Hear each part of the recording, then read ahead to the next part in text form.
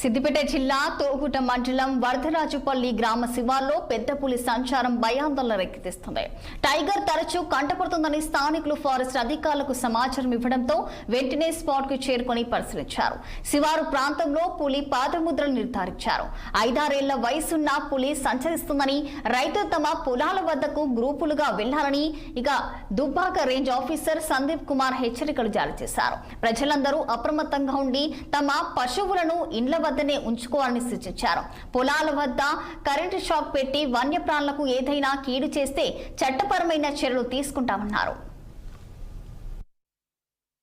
మాకు పొద్దున దాదాపు 11 గంటల సమయంలో ఇక్కడ ఒక పాదముద్రికలు కనిపిస్తున్నాయి, కొంచెం అనుమానాస్పదంగా ఉన్నాయని మాకు ఇన్ఫర్మేషన్ వచ్చింది.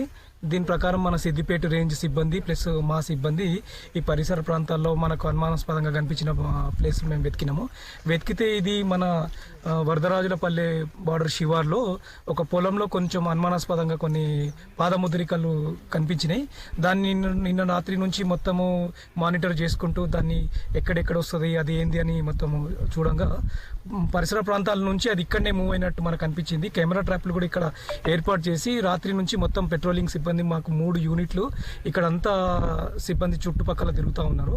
అది ఏదేమైనా మళ్ళీ మార్నింగ్ చూసేసరికి మళ్ళీ ఇదే పరిసరాల ప్రాంతాల్లో తిరుగుతూ ఈ పక్కకున్న తోర్నాల RF సైడ్కు మూవ్ అయినట్టు మనకు ఇప్పుడు అనిపించింది. దాని తర్వాత ఇప్పుడు వచ్చి ఇక్కడ మొత్తం పరిశీలించి చూస్తే ఇక్కడ నుంచి తోర్నాల నుంచి ఇరుకోట్ సైడ్ పోయినట్టు మాకు ఇప్పుడే వచ్చిన సమాచారము. సో అక్కడ కూడా దాని పాదముద్రలు మనకు అనిపించినవి.